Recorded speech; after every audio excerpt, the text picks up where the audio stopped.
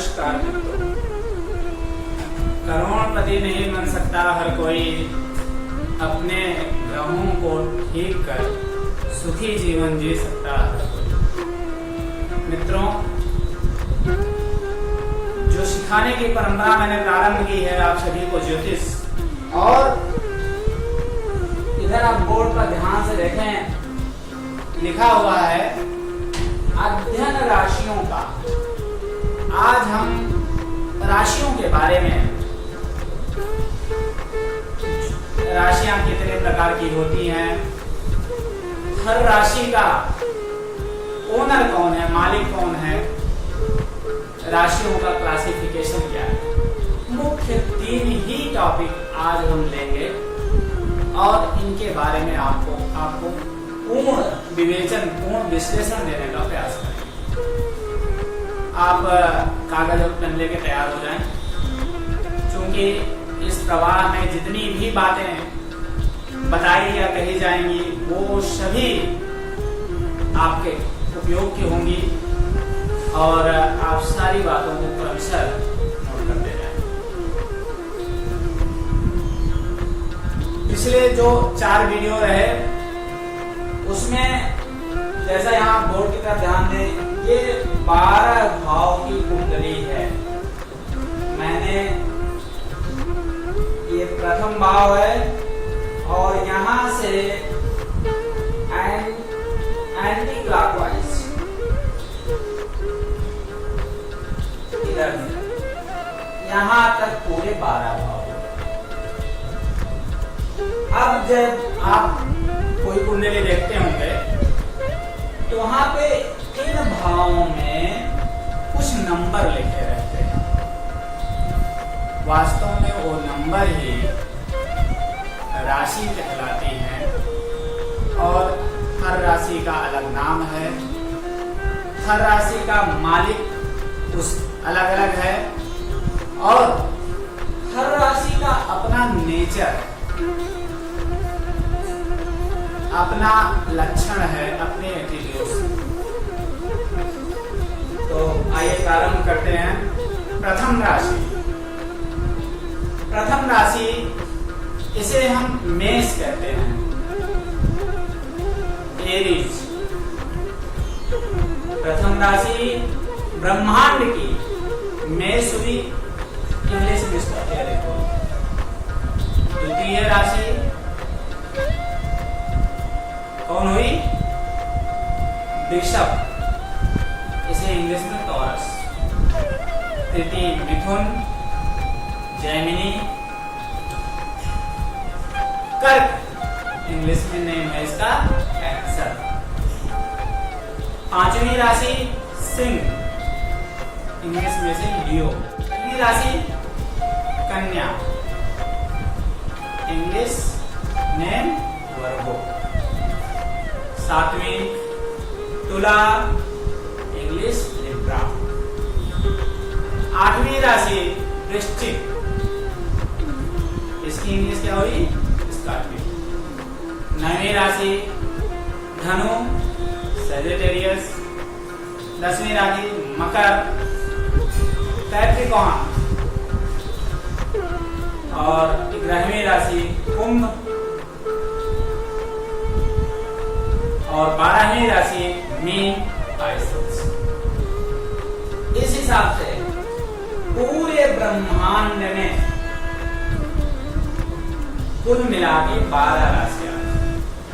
इन्हीं 12 राशियों से पूरा ब्रह्मांड संपूर्ण होता है। अब देखिए, एक छोटा सा सिद्धांत बता देते हैं, वो पूरा विश्लेषण अलग से होगा, उसका हम यहाँ थोड़ी झलक देते हैं। अगर हम पूरा ब्रह्मांड एक सर्कल है, पृथ्वी और ब्रह्मांड भी, तो इसे अगर हम 360 डिग्री का माने तो चूंकि 12 राशियों से मिलके पूरा ब्रह्मांड बना है, तो जब आप 360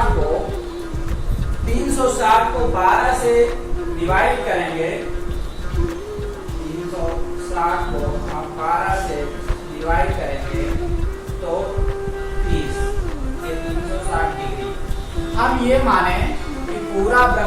सामने एक सर्कल है, मतलब 360 डिग्री का है, और 360 डिग्री में 12 राशियां हैं। एक राशि को जो स्पेस मिला, जो ब्रह्मांड में जगह मिली, वो है 30। इसे आप जाने। बाद में ये राशियां नक्षत्रों से मिलकर बनती हैं, और एक राशि में कितने नक्षत्र हैं उसका विश्लेषण जब हम नक्षत्रों की सीरीज शुरू करेंगे तो हम वहां पे पूरी विवेचना के साथ आपको बताएंगे। तो अभी बस इतना जाने कि एक राशि जो ब्रह्मांड में अपने लिए स्थान रखती है वो 30 इस हिसाब से 12 राशियां मिला के पूरा 360 डिग्री पूर्ण हो जाता है। अब क्या जानने का विषय है? अब हमें जानना है कि इन राशियों के मालिक कौन है। इन राशियों, ये राशियां किसके द्वारा नियंत्रित होती हैं? तो आप लिखना प्रारंभ करें। अब देखिए, आपको यहाँ पे दो राशियों का जोड़ा बनेगा और दो राशियों का मालिक एक ग्रह मिलेगा। बाद में ग्रह जब शुरू होंगे तो उनका भी पूर्ण डिवीजन आएगा। पहले आप केवल राशियों के मालिक का नाम लिखें। मेष और वृश्चिक। मेष और वृश्चिक, एक और 8, इसके ओनर हैं मंगल।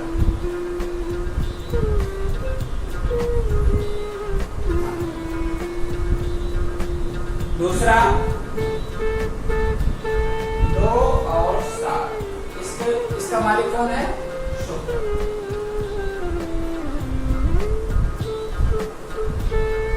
इसके ओनर है शुक्र।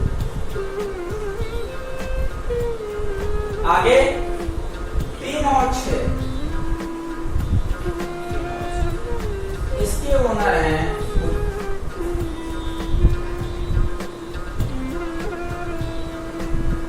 थोड़ी हमारी हिंदी की राइटिंग खराब है, आपसे क्षमा चाहता हूँ। कुछ लिखने में भी ना बढ़िया बन नहीं रहा है। अब अगली राशि कौन सी हुई? चौथी राशि कर्क। इसके ओनर है चंद्रमा।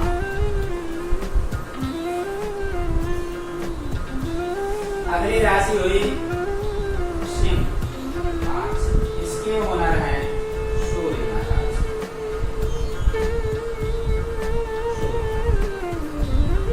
अब देखिए, चूंकि क्रमवार चले हैं तो 8वीं राशि तक पूर्ण हो गया है। अब अगली राशि उस हिसाब से आप आए तो 9वीं और 12वीं। इसकी ओनर है बृहस्पति।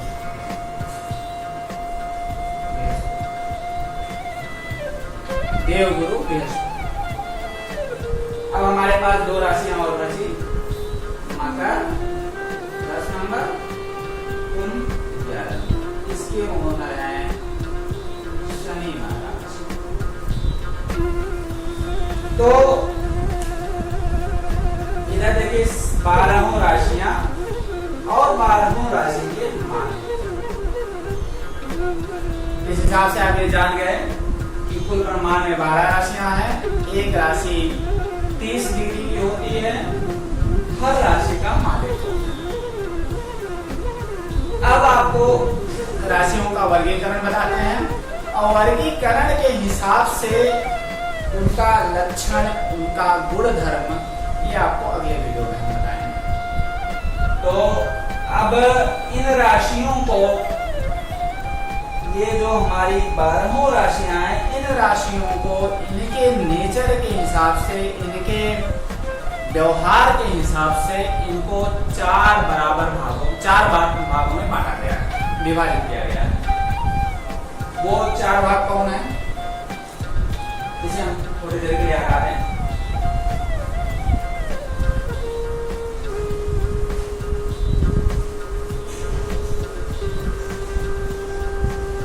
देखिए,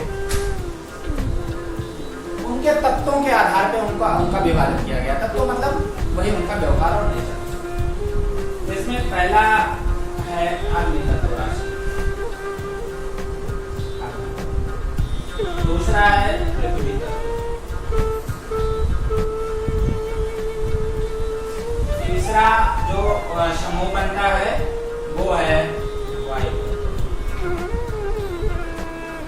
और जो चौथा समूह बनता है वो जल का। ये चार उनके नेचर के हिसाब से चार समूह बनते हैं, जिसमें अग्नि तत्व राशि, पृथ्वी तत्व राशि, वायु तत्व राशि, जल तत्व राशि। आगे वाली वीडियो में आपको हम ये बताएंगे कि अग्नि तत्व राशि में कौन कौन राशियां आती हैं, पृथ्वी तत्व राशि में कौन कौन राशियां आती हैं, वायु तत्व राशि में कौन कौन, और जल तत्व राशि में कौन कौन राशियां हैं, और इन सारे राशियों के गुण धर्म क्या है। तो आज आप जान पाए राशियां, देखिए लिखा अध्ययन राशियों का। आज आप जान पाए राशियां कितनी हैं, राशियों के मालिक कौन कौन हैं, एक राशि ब्रह्मांड में अपना कितना स्थान रखती है, राशियों को कितने बराबर, कितने ग्रुप में, कितने समूह में विभाजित किया गया है। मित्रों, इसी के साथ एक स्वास्थ्य संबंध से संबंधित विषय आज मैं आपके सामने रखना चाहता हूं। एक बड़ी कॉमन प्रचलित कह लीजिए समस्या है दांतों में दर्द, और आज के जमाने में तो ऐसा है कि हर तीसरा चौथा व्यक्ति इस दर्द से पीड़ित है। कारण मसूड़ों का कमजोर हो जाना। अब मसूड़े कमजोर क्यों हो रहे हैं, इस विषय पे कभी कोई ध्यान नहीं देता। एक संक्षेप में बात बता के आगे बढ़ जाता हूँ। जब हमारे दांतों की एक्सरसाइज कम हो जाएगी तो मसूड़े स्वतः कमजोर हो जाएंगे।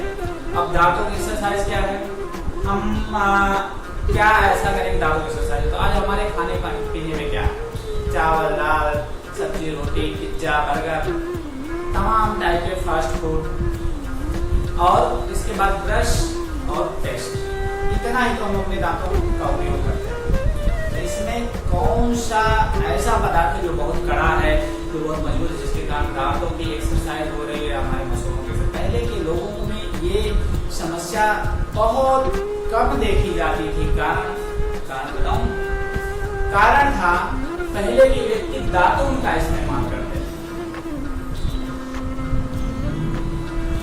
तो दातुन क्या है, चूंकि वो चाहे नीम के दातुन हो, चाहे बबूल के दातुन हो, या जो उस क्षेत्र विशेष में पौधा जल्दी उपलब्ध हो जाए उसकी दातुन हो, तो चूंकि वो लकड़ी होती थी एक तरीके, और इतनी कड़ी होती थी, उसको दबा के कूचा बनाने में दांतों को बहुत मेहनत करनी पड़ती थी। इस हिसाब से दांतों की पूर्ण एक्सरसाइज हो जाती थी और मसूड़े हमारे स्वस्थ रहते थे।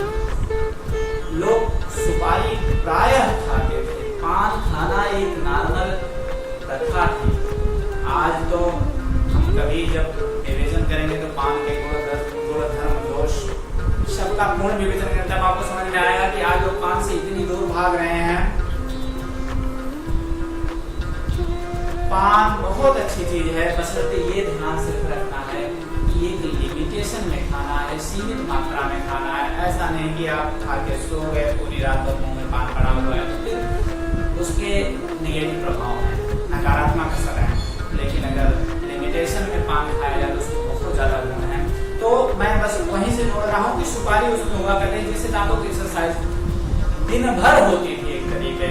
और हमारे वृद्ध माँ बाप, हमारे बाबा दादा तक जीवन के अंतिम दिनों के कुछ समय पहले तक बाकायदे अपने दांतों का उपयोग कर पाते थे और कभी कोई समस्या नहीं आती थी। वैसे दांतों की समस्या से निजात पाने के लिए उपाय है चूना। हल्का हल्का चूना अगर आप लें तो कैल्शियम पर्याप्त मात्रा में मिलेगा, और चूंकि हड्डियां मजबूत होने से दांतों का भी संबंध है, तो दांत अपने आप स्वतः मजबूत होंगे। कुछ एक्सरसाइज इसमें आप इन्वॉल्व करें, हफ्ते में कम से कम एक ही दिन नीम के दातुन करें, बबूल के दातुन करें, या जो आपके यहाँ पौधा हो। तो इस हिसाब से स्वास्थ्य संबंध से संबंधित एक विषय मैंने आपके समझ रखा। अब वीडियो अपने समापन की तरफ जा रहा है, तो कुछ बातें ध्यान देता हूँ। सर्वप्रथम उन सभी को, उन सारे मित्रों को, सारे ज्योतिष प्रेमियों को, सारे सीखने वालों को तहे दिल से धन्यवाद ज्ञापित करता हूँ, जिन्होंने हमारे वीडियो को देखा, सराहा और आप सभी से निवेदन करता हूं कि हमारे आने वाले वीडियो को उतना ही प्यार और प्रेम दीजिए। हमारे इस वीडियो को भी लाइक कीजिए, सब्सक्राइब कीजिए, अपने कमेंट दीजिए, ताकि हम आगे इसमें जो त्रुटियां उनमें सुधार कर सकें।